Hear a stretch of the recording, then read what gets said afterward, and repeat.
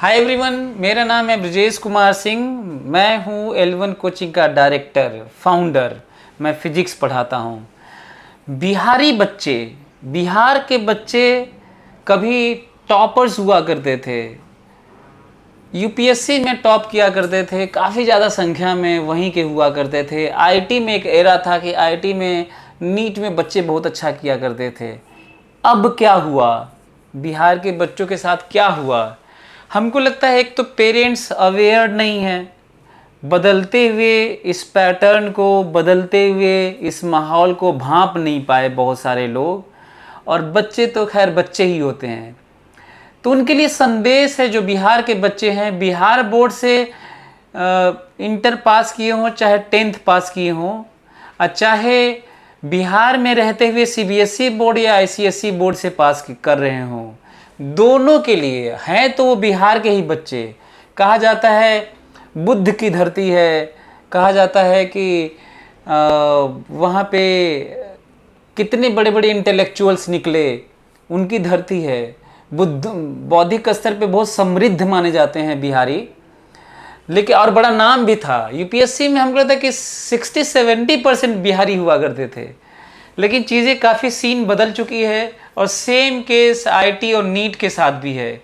तो मैं आईटी और नीट की बात ज़्यादा करूँगा। बच्चे अब गुमराह ज़्यादा हो गए हैं। बिहार के बच्चे भर भर के कोटा जा रहे हैं, पटना जा रहे हैं, यहाँ वहाँ जा रहे हैं।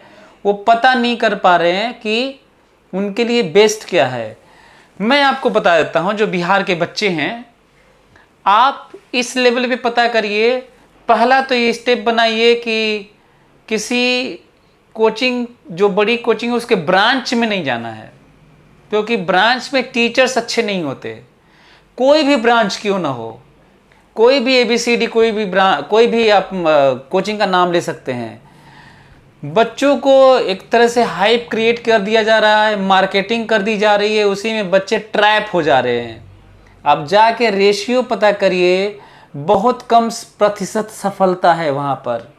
पटना में भी जितनी कोचिंग का नाम सुने हैं, वहाँ पर बहुत कम है। हमारे यहाँ एक दौर हुआ करता था कि बिहार के बच्चे पूरा शिफ्ट होते थे और यहाँ पे बनारस में आते थे, और खूब भर भर के आईटी में जाते थे, एनआईटी में जाते थे। लेकिन हमारे यहाँ प्रतिशत सफलता बिहारी बच्चों का बढ़ा तो है, पर संख्या इसलिए घटा है क्योंकि बच्चे अब आ कम रहे हैं, वो कोटा चले जा रहे हैं। तो इसीलिए मैं एक और डेटा देता हूँ, आप आसपास में भी पता करिएगा। जो बच्चे कोटा जा रहे हैं, चाहे पटना जा रहे हैं, कहीं से भी आप वहाँ पे आसपास में पता करिए, क्या उनको पढ़ाने वाले कौन हैं। उनमें से एक भी आईटी क्वालिफाई नहीं है, एनआईटी क्वालिफाई नहीं है, डॉक्टर नीट क्वालिफाई नहीं है उनको पढ़ाने वाले। फिर आप क्यों गए?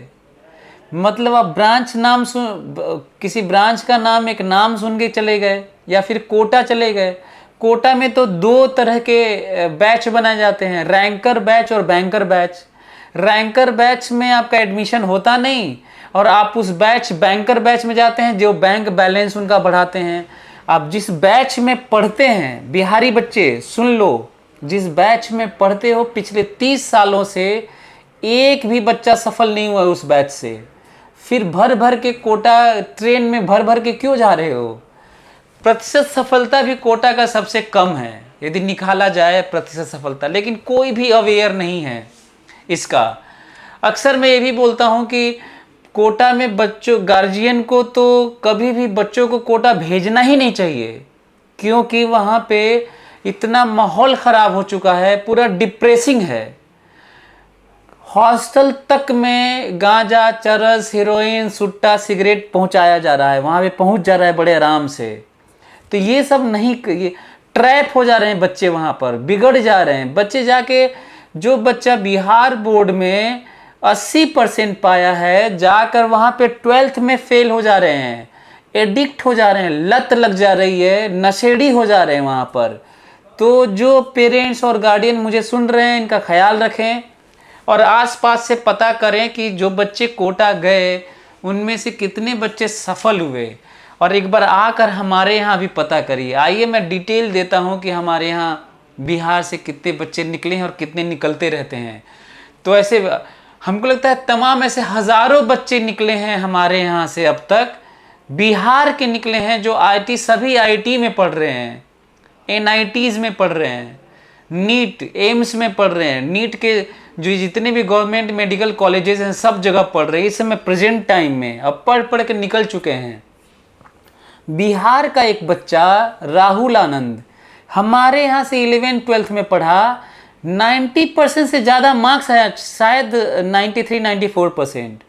आईआईटी पटना से इलेक्ट्रिकल इंजीनियरिंग पढ़ा 21 साल के उम्र में, मतलब सबसे कम उम्र कह सकते हैं।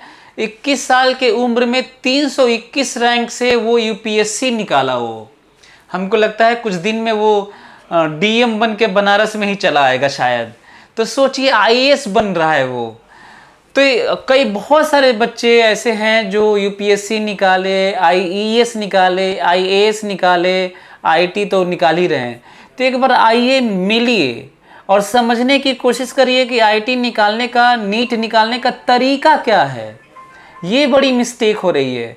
तो अवेयरनेस के लेवल पे बहुत ज़रूरी है कि हम लोगों को एक कैलकुलेटिव होना होगा, समझना होगा कि हम लोग कैसे अपने बच्चे के लिए, या बच्चे सुन रहे हैं तो आप खुद के लिए उड़ान कैसे भरेंगे वो तरीका भी पता होना चाहिए। पंख लगेंगे तभी संभव है, बिना पंख के आप हड़बड़ा जा रहे हैं, इधर उधर कहीं भी चले जा रहे हैं। तो पंख लगाना बहुत ज़रूरी है। उसके लिए आपको मेंटरिंग, टीचिंग, स्टडी मटेरियल ये सब बहुत परफेक्ट चाहिए, क्वालिफाइड टीचर्स चाहिए। और जो जैसा कि मैं बोल रहा था कि कोटा में जिस बैच में जाते हैं उसमें से एक भी आईटी क्वालिफाई आपके बैच में नहीं पढ़ाता। तो ये सब चेक करना होगा। नाम पे नहीं जाना है, न सिटी के नाम पे जाना है, न कोचिंग के नाम पे जाना है, और ब्रांच में तो बिल्कुल नहीं जाना है। तो यदि आप चाहते हैं एक बार बनारस आइए, आपसे मैं मिलता हूँ और आपके इंडिविजुअल क्वेरीज होंगी, आप मेरे से मिलिएगा, मेरे से पूछिएगा, मैं सलूशन बताऊंगा। सबसे अच्छी चीज़ ये है हमारे यहाँ की L1 कोचिंग की, जो पॉपुलर होती जा रही है। डिसीजन में मैं बोलता हूँ कि आप जिस कोचिंग में जा रहे हैं, यदि वहाँ का founder, director, HOD, head of department, teachers आपसे नहीं मिले शुरू में एडमिशन टाइम में, वहाँ पे एडमिशन नहीं लेना है। जब शुरुआत में आपसे नहीं मिल रहा है, आपकी दिक्कतें नहीं सुन रहा है, तो पैसा लेने के बाद, फंस जाने के बाद तो वैसे भी नहीं सुनेगा वो। सोचिए बच्चे कैसे भेड़ चाल में हिस्सा बन जा रहे हैं, उनका पूरा का पूरा लाइफ बर्बाद हो जा रहा है और खूब थोक में बर्बाद कर रहे हैं लोग। तो मैं बोलता हूँ हमारे यहाँ बच्चों का एक्सेस, मेरे केबिन में मैं फिजिक्स पढ़ाता हूँ, बच्चे डायरेक्ट आते हैं, अपने खूब क्वेश्चन पूछते हैं, काफ़ी डिबेट डिस्कशन होता है और खूब खुश होकर चहकते हुए जाते हैं। ये सब मैटर करता है बच्चों के सिलेक्शन का, जो यहाँ पे इस तरह का है। इतना फेमिलियर टर्म्स हैं, इतना फ्रेंडली इन्वायरमेंट है कि बच्चे अपनी दिक्कतें, अपनी प्रॉब्लम्स बता पाते हैं, शेयर कर पाते हैं। ये फील कराना आसान नहीं होता बच्चों के लिए, खासकर बिहार के बच्चों के लिए, यूपी बोर्ड के बच्चों के लिए, बिहार बोर्ड के लिए। तो आप लोग आइए, स्वागत है, और मेरे से मिलिए। हम लोग मिलकर आपके बच्चे का, या बच्चा सुन रहे हैं तो आपका सिलेक्शन करवाते हैं और तरीका बताते हैं, मोटिवेटेड रखते हैं। 2 महीना यदि आप मोटिवेटेड रहे, जो कि पीठ थपथपाने की ज़रूरत है, आपके पोटेंशियल याद दिलाने की ज़रूरत है, 2 महीने बाद सेल्फ मोटिवेशन ट्रिगर हो जाएगा। फिर मोटिवेशन की ज़रूरत नहीं पड़ती, आप इतना ज़्यादा इंटरेक्ट करने लगेंगे कि सफलता निश्चित टाइप की हो जाती है और फिर बच्चे बहुत अच्छा करते हैं। तो आइए मिलते हैं और फिर आपके सफलता का जो एक तरीका है, पैमाना है, उसको तय करते हैं। Thank you so much, wish you all the best.